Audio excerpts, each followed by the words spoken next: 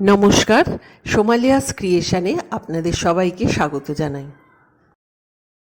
কুমড়ো দিয়েও যে এত সুন্দর একটি রেসিপি তৈরি করা যায়, এটা কিন্তু না বানালে আপনারা বুঝতে পারবেন না। আজকে আমি আপনাদের সাথে শেয়ার করছি মিষ্টি কুমড়োর কাবাব। আসুন আমি কিভাবে রেসিপিটি বানিয়েছি দেখা যাক। এর জন্য আমি 500 গ্রাম কুমড়ো নিয়েছি। ওই পুরো কুমড়োটা আমি দেইনি, তার থেকে আমি কিছুটা কুমড়ো কেটে নিয়েছি টুকরো করে।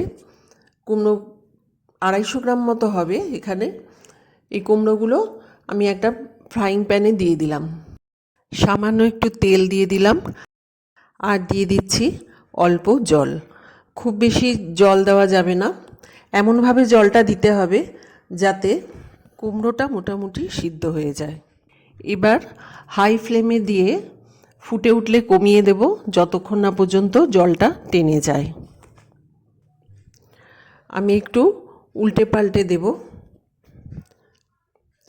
সিদ্ধ হতে খুব একটা সময় লাগবে না, আর কিছুক্ষণ বাদেই হয়ে যাবে মোটামুটি। দেখুন, আমি কাঁটা চামচ দিয়ে দেখে নিচ্ছি কুমড়ো মোটামুটি সিদ্ধ হয়ে গেছে। আমি এবার ফ্রাইং প্যান থেকে নামিয়ে নিই। কুমড়োগুলো আমি হাতের সাহায্যে ম্যাশ করে নিচ্ছি। খুব ভালোভাবে ম্যাশ করে নিয়ে আমি এর মধ্যে দিয়ে দেব একটা মিডিয়াম সাইজের পেঁয়াজ কুচি। পেঁয়াজ কুচি আমি আরেকটা ছোটো সাইজেরও কেটে ওটার বেরেস্তা বানিয়ে রাখবো। আর দিয়ে দিচ্ছি এর মধ্যে একটা লঙ্কা চামচ গোলমরিচ গুঁড়ো, 1 চামচ ঘি, 1 চামচ টমেটো সস। আমি আপনাদের বলতে ভুলে গেছি, এখানে কিন্তু আমি 1/2 চামচ আমি আদা রসুন পেস্ট দিয়ে দিয়েছি। আর দিয়ে দিচ্ছি 1 চামচ সোয়া সস, কিছুটা ধনে পাতাও দিয়ে দিলাম। এখন দিয়ে দেব আমি নুন দিয়ে দিচ্ছি। নুনটা আমি আগে দেইনি, এই পর্যায়ে আমি নুনটা দিলাম। আর দিয়ে দিচ্ছি ব্রেড ক্রাম্ব। এটা কিন্তু বাইন্ডিংয়ের জন্য আমরা দিচ্ছি, যতটুকু প্রয়োজন ততটুকুই আমরা দেব বাইন্ডিংয়ের জন্য। আর ওপর থেকে আমি পেঁয়াজের বেরেস্তা বানিয়ে রেখেছিলাম সেটা ছড়িয়ে দিলাম। এবার সব কিছু একসাথে খুব ভালোভাবে আমি মিশিয়ে নিচ্ছি। এই কাবাব খেতে কিন্তু ভীষণই ভালো হয়, আপনারা অবশ্যই বাড়িতে চেষ্টা করবেন আমি যেভাবে বানিয়েছি সেভাবে বানাতে। এর মধ্যে অল্প গরম মশলার গুঁড়ো আমি দিয়ে দিলাম।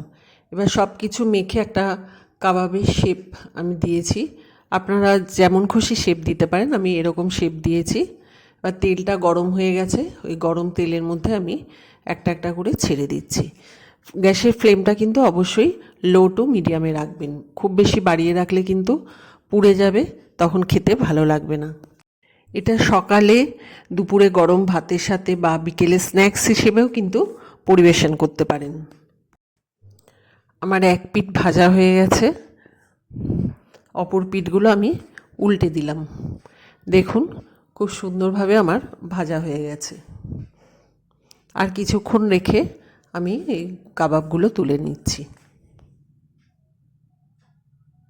আরও 2 পিস আমি ফ্রাইং প্যানে দিয়ে দিচ্ছি, সেটাও কিন্তু একদম লো টু মিডিয়াম ফ্লেমে।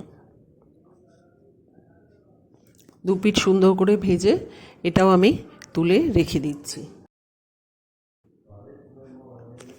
আমার মিষ্টি কুমড়োর কাবাব কিন্তু সম্পূর্ণভাবে তৈরি হয়ে গেছে। এবার এটা সার্ভ করার পালা। দেখুন কতটা সুন্দর হয়েছে দেখতে। এটা আপনারা সসের সাথেও খেতে পারেন, সস দিয়ে খেতে পারেন। আমার এই রেসিপিটি পছন্দ হলে আমার চ্যানেলটিকে একটা লাইক, শেয়ার ও সাবস্ক্রাইব করার জন্য অনুরোধ রইল। সবাই ভালো থাকবেন, সুস্থ থাকবেন। আবার অন্য একটি রেসিপি নিয়ে অন্য দিন চলে আসব। নমস্কার।